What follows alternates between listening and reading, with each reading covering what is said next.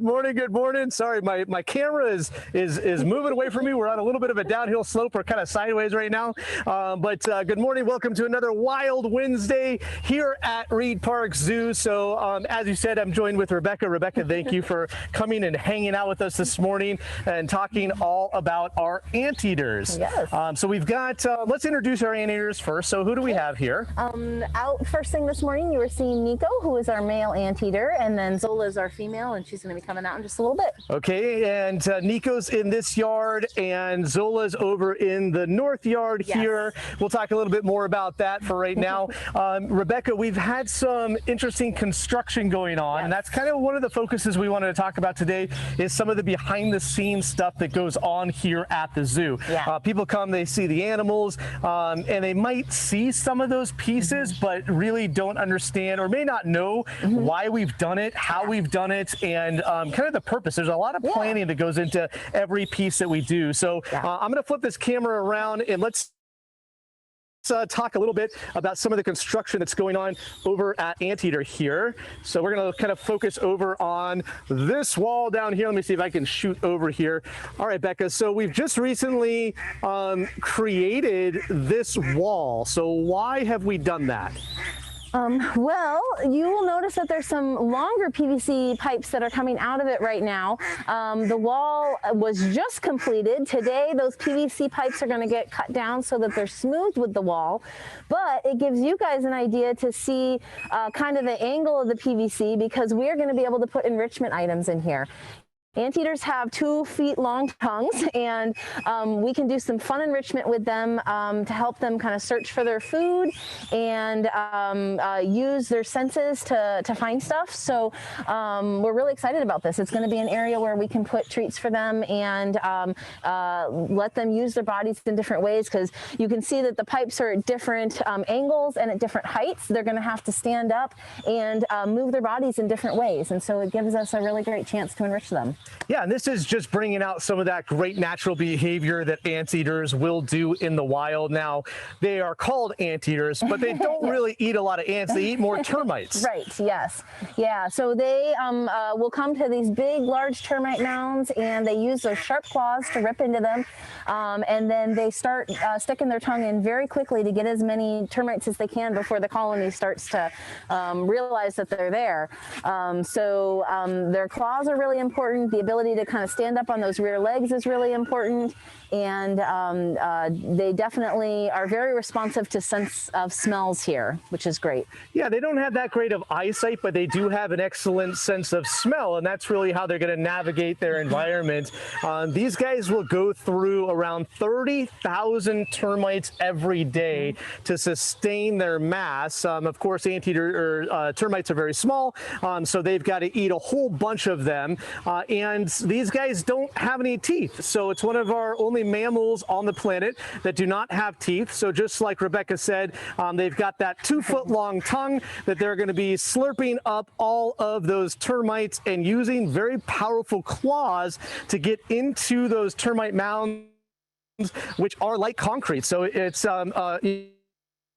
really great adaptations that anteaters have to be able to, get their food source. Now, I think it's really interesting of the angles that you were putting all these PVC pipes on. Was that calculated? Was it just like, let's do them at different angles, or was it specific on how you guys wanted them to be? We planned it out, and we definitely wanted them angled in different ways.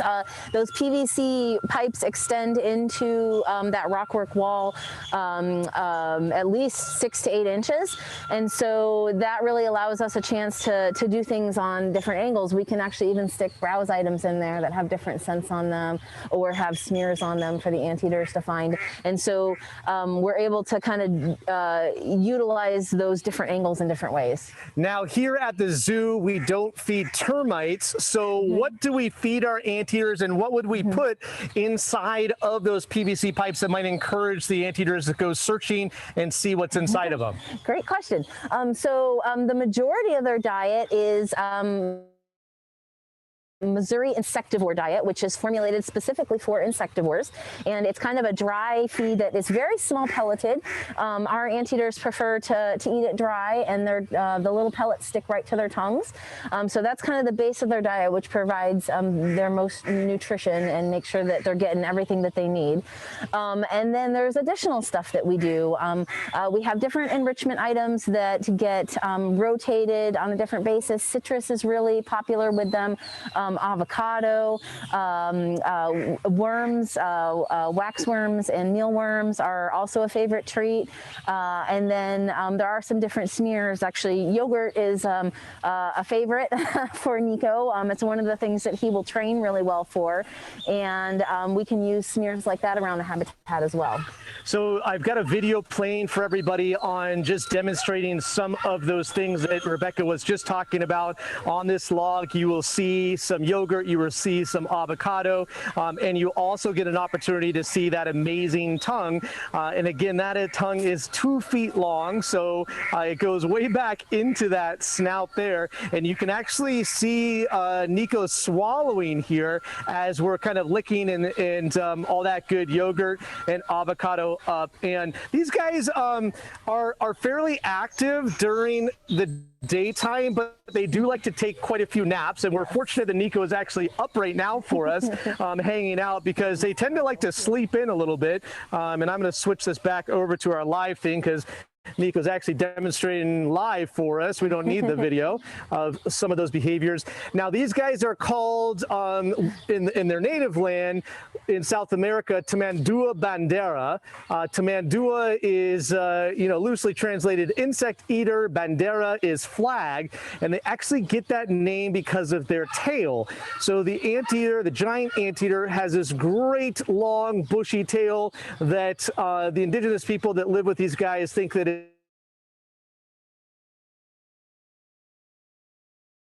is a very tool for several different things that an anteater has. Yeah. So they'll use that tail to be able to stand up and act as a tripod. They'll also use that tail to be able to wrap over themselves while they're sleeping. They'll curl up in a little pile and wrap that tail over them to be able to camouflage themselves and to keep themselves warm in some of the cooler mornings and evenings. Since anteaters don't have teeth, they rely on powerful claws if there is a potential predator. Yeah. So those claws are really powerful. Nico, that's kind of scratching a little bit, and they'll actually reach out and swipe at something that might be trying to get a hold of them. Yeah, if an anteater feels threatened, they're actually going to stand up on their rear legs, and they can swing those claws in really strongly from the side. And I mean, you can see just he's digging on stuff this morning, how muscular those forelimbs are, and it's a really great defense mechanism. Yeah, extremely powerful animals. Let's talk a little bit about the coloration of the giant anteater. They have this blackish, kind of grayish fur, but they've got this black stripe that goes down them, and both the males and the females have that black stripe. Is there any reason why they might have that? Yeah, I mean, it helps to break up the body pattern. So part of it is camouflage. And then when moms have babies, babies actually ride around on mom's back. And the stripe of the baby lines up really well with the stripe of the mom, so that instead of looking like a mom with a baby, it looks like one very large anteater, and really helps to camouflage that baby. Okay, so we have had babies here at the zoo, and Zola actually is, she was born here at our zoo, and here is some video of Zola, our anteater, and you can see exactly what Rebecca was talking about, how those stripes really line up with the mom. And so, you know, that really helps them to be able to kind of camouflage in so that a potential predator may not see that it's a youngster, because of course predators are going to go for the easiest target, and the easiest target is going to be a baby. But this is Zola when she was a little bit younger here, and you can see how they just kind of grip onto the back of mom. How old is Zola now? Let's see, Zola was born in 2012. 2012, so that makes her 9? Yes. 9 years old-ish. Are we doing our math right? It's early, guys. We're doing our math right. So she is no longer this size. She's actually quite large. So yes. she's a fairly large female anteater. Do we have weights on them? We may or may not. Let's see. Nico should be right around 125 pounds right now.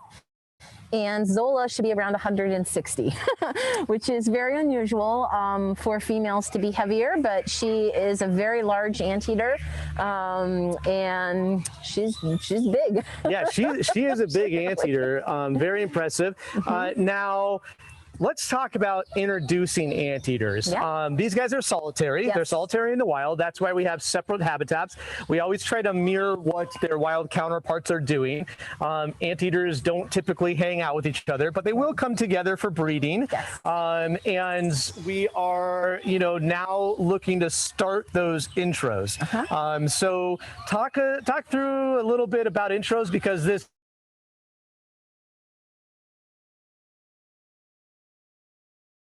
Share introduction fence line. It's got, you'll notice, really big spaces, between the mesh, so that Nico, you might have seen, actually stuck his head through there. This is an area where the anteaters can get a really great look at each other. They can see full body movements, which is really important. Sometimes if animals can only see the head of another animal, it's not, they're not quite as comfortable as they are when they can see the whole body moving and really get used to how the other one moves. So we also do a lot of treats along this fence line and training, just to make it a really positive space. It's a great area for our keepers to monitor anteater behavior, to see how they're doing, how are they reacting to each other. Some of the things that we look for are really positive behaviors, like interest in each other, coming over, smelling each other, both anteaters being calm when they're right next to each other. Sense of smell is really a big one for the anteaters. So seeing them smell each other is a really great indicator. And then once you guys start to see that they are very comfortable with each other, of course, the day will come where we open the gates up and they are face to face in the same space. And it can be interesting, right? I mean, because they've got to figure out who each other is. Now they're in the same space. They got to work with each other. Sometimes we can have some interactions where they will stand up and kind of swipe a little bit. They do vocalize. They do grunt a little bit. Yep. And your goal is to kind of do short sessions where they get an opportunity and then have some time away, and then to lengthen those to a point where they feel comfortable with each other, and potentially we will have a breeding and then have a new baby anteater. So Zola and Nico do have a breeding recommendation. Yes, they currently have a breeding recommendation. Okay, so now that process might take a while, so it's not something that we want to rush into. And you guys are really looking at the behavior of the anteater. Right. It's not us that dictates, oh, these guys are going to be put together and for this long, and it's all going to be great within 2 weeks. It could be something where maybe it takes a week, maybe it takes a couple months. Right. Yeah. It's really something that you want to ease into it for proper success. Yeah, and every animal's different. They might get together and be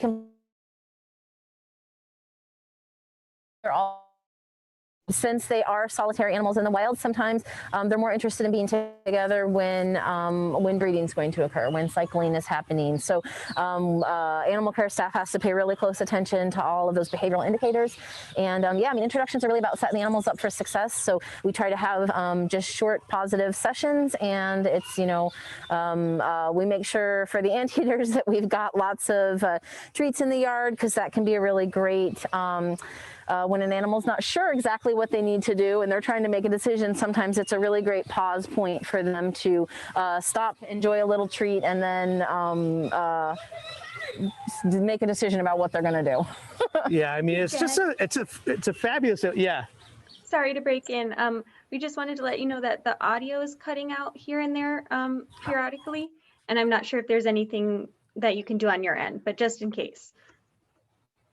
Okay, sorry about that, guys. It might be our signals that are crossed here, so we apologize if our audio is cutting out. I'll try to keep a closer look on my indicator on my camera here if audio starts to drop. But yeah, Emily, definitely cut in and let me know if we need to switch to a different audio source here. Yeah, so then, you know, Nico kind of went around a little bit, explored his habitat, and now we're just relaxing on the fence line here. I apologize that I don't have the best view for you guys because we've got this tree right in the way of where he happens to be. So yeah, let's try to move down. We're gonna try to move down a little bit. So hang with us here, guys, as we roll everything down. We're going to see how far my extension cord is going to reach to see if we can't get, because we've got Zola that's out on the other side. So I want to try to show you guys Zola too. There we go, rolling with us down. We got this big audio cart with all this electronics set up for you guys to be able to get the best view possible. But sometimes it's a little bit cumbersome to be able to get it in the right spot. Oh yes, this is much better, guys. This is much better. We have Zola that's over here. Okay, so there is our amazing Nico sunning himself. Oh, yes. Look at that. So, and anteaters, one thing that's unique about them is that they have really low metabolisms. When they sleep, they actually kind of go into an almost torpor-like state where their temperature drops a little bit. So we really see a lot of behavioral differences with the anteaters when the weather's changing. Right now, we are seeing a lot of this in the morning. Laying in the sun is just something that they're really enjoying as the sun's coming up and it's getting warm out. Now, we talked about these guys living in South America. There's actually 3 different species of anteaters, and we do have 2 of them here at the zoo. We have our giant anteater and we have our tamandua. So our tamanduas are our lesser anteaters, quite a bit smaller than these guys, more arboreal, so they're more designed for climbing up into trees. They have a prehensile tail instead of this large, long tail that the giant anteater has. And then there's also a silky anteater. The silky anteater is the smallest of the 3 species of anteater. All of them are from South America. And it's just this really great species that is unlike any other mammal that is out there. Rebecca, these guys are threatened where they live, and it is one that Reid Park Zoo has been working with a conservationist in South America for several years now and being able to protect them. So what is going on with anteaters in the wild? Well, one of the big issues, of course, is human-wildlife conflict. And one of the big areas where we're seeing a lot of anteater deaths is around roadways. So the Anteater and Highways Project, which we sponsor, is really important because the researchers are looking at how animals are moving in the spaces, how they're utilizing that space, and how can we prevent collisions with anteaters happening from vehicles. Sometimes there's things that we can do that will prevent that from happening. And so they're doing a really great job looking at that and researching how the anteaters are utilizing their natural habitat. So we are working with Dr. Arnaud Debier. We've got great signage out here at the Anteater Highway. His program, or his project, is Why Did the Anteater Cross the Road? And we have been able to provide funding to this project where Dr. Arnaud has radio collared anteaters. That's one of the first things that you want to do with a project like this, is to be able to figure out where are the target species. So where do anteaters go? Why are they using that space? And then how can we set up different mitigation processes to avoid that human-animal conflict? And if we are seeing anteaters being hit on the roadway, why is that? Is that because the roadway was built right in the path of maybe a migration zone or a migration trail of anteaters? If that is, well, we can work to maybe do some animal highways or some animal bridges. We actually have an amazing animal bridge that's up on Oracle and Oro Valley. rally that's been hugely successful, that allows animals to be able to traverse over Oracle Road safely from one side to the other, which has saved a lot of species out there. Similar things are being done around the world, especially around where anteaters are. We can also post signs saying beware anteater crossing. We can change speed limits because of that. One of the things that Dr. Arnaud found out early on his project was that people were actually aiming for anteaters. There was a bit of a myth that the anteater is a bit like the boogeyman, and people were actually aiming for them because it's kind of if the myth of the black cat crossing your path, you have 10 years of bad luck or whatever it is. There was a similar myth to that, and that was one that he really needed to debunk. And so we have been working also with our education department in creating fun literature for kids that really makes the anteater the superhero. And with funding from the Reid Park Zoo, Dr. Arnaud has been able to hire an educator, and that educator is able to teach people about this amazing species in a way that's very different than maybe the scientists or the researchers who are using a lot of language that may not, work well with kids. And by doing that, we're actually seeing a great turnaround in the anteater population. So they're doing really well.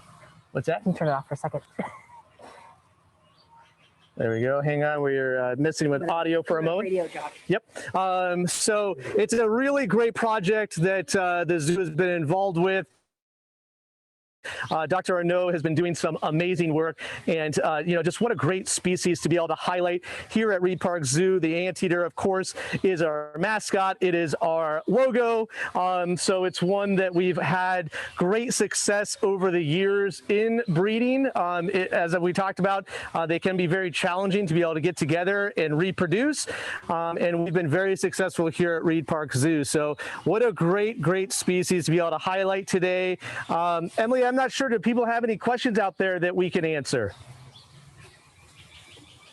We did have a couple of questions. One of them was about the signage that we have at the anteater habitat. Do you know if that signage lets guests know that anteaters are solitary by nature? Because sometimes people think that they're apart for some other reason, and not that they just generally like to be a single anteater. Yeah, that's a great observation. And the signage that we have really focuses more on the conservation work that we do and what we can do to help protect wildlife all over the planet, and highlighting Dr. Arnaud's project. We would love to have kind of signage all over that talks about every element of what our animals are doing and kind of the reasons why. And we do work very hard in trying to communicate what's going on out here. It is challenging to be able to have, too much information out here that makes it a little bit cluttered, but enough information that you guys, when you're coming to the zoo, get an opportunity to learn. So we don't have signage that talks about them being solitary, but of course, that's why we are typically out here trying to talk to you guys. Our educators are out here so that we can, potentially get that information to you. So we don't have that, the solitary message out here, but it's, one that maybe we can think about in getting a signage down the road. It talks a little bit more about the personality of the anteater and maybe how they live. So that's a good comment and observation, guys. Another question we have is, why do the anteaters have front white legs and black spots on them?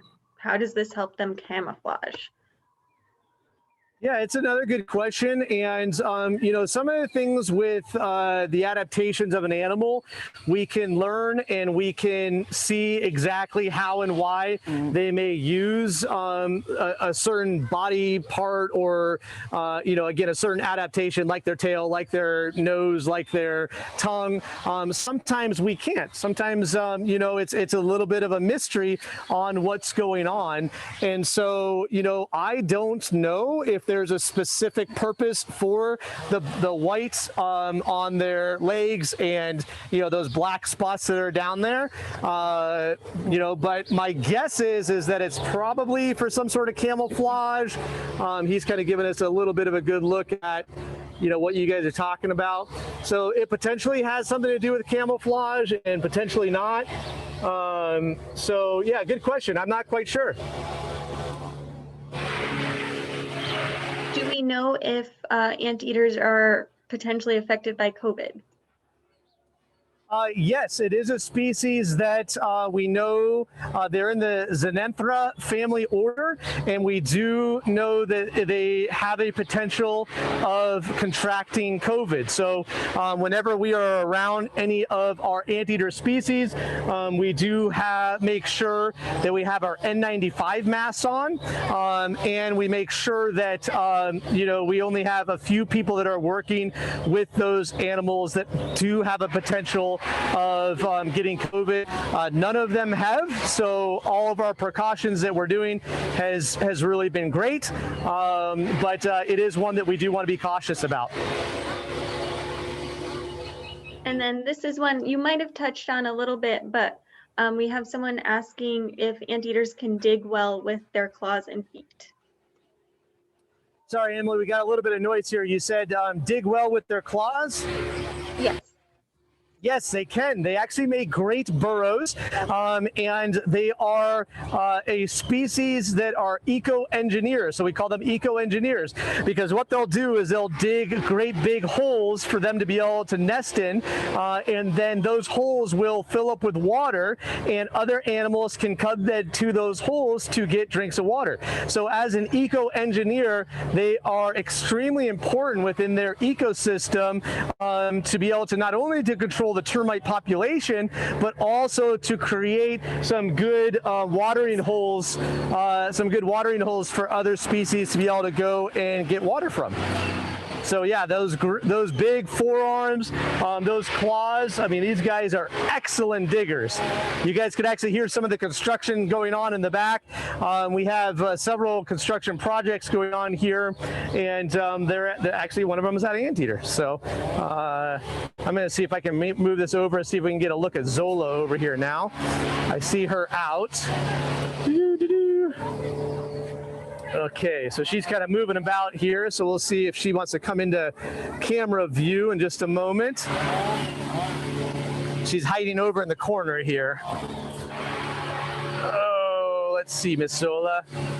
There we go. All right, so again, it's hard to see the size difference between Zola and Nico, but Zola is quite a bit bigger. She has this great long tail.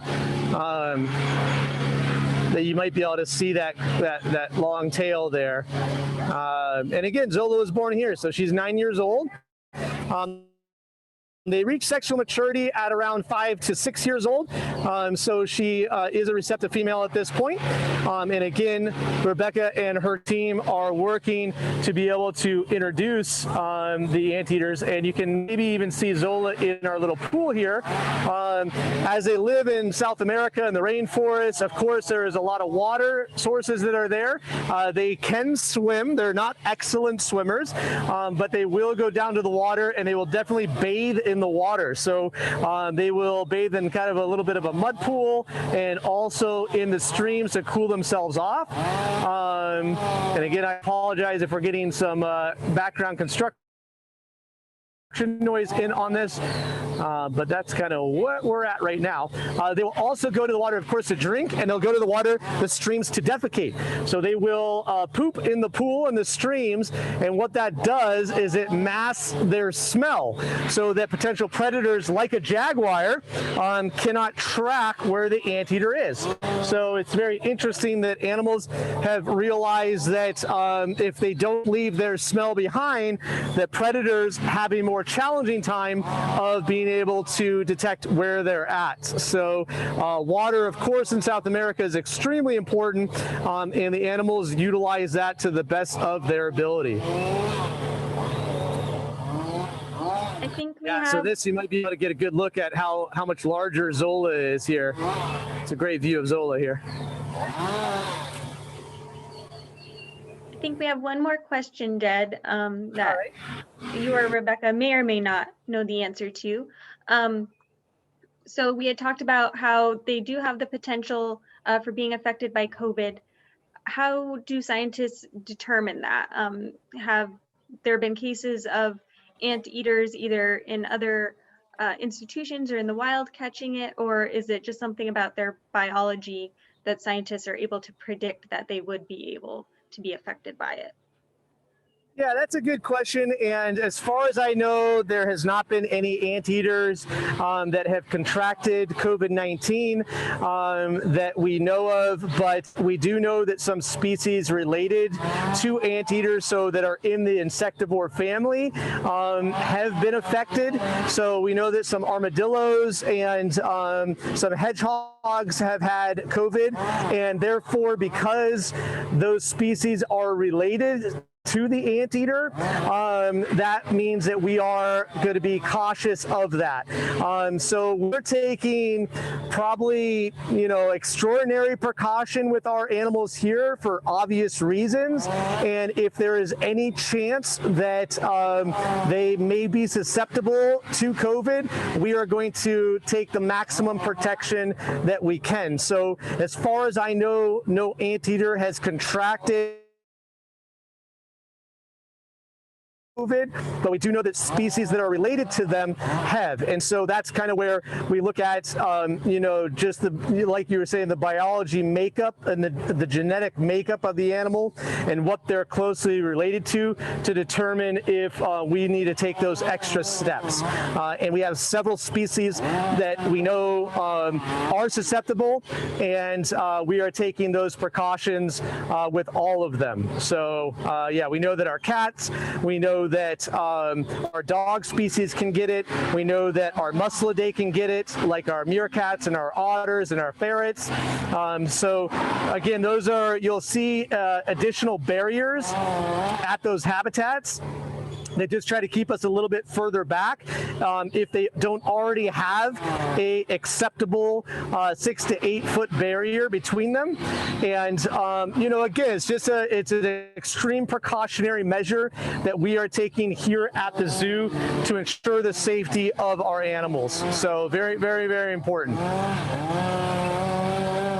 So. Awesome. I think that covered it.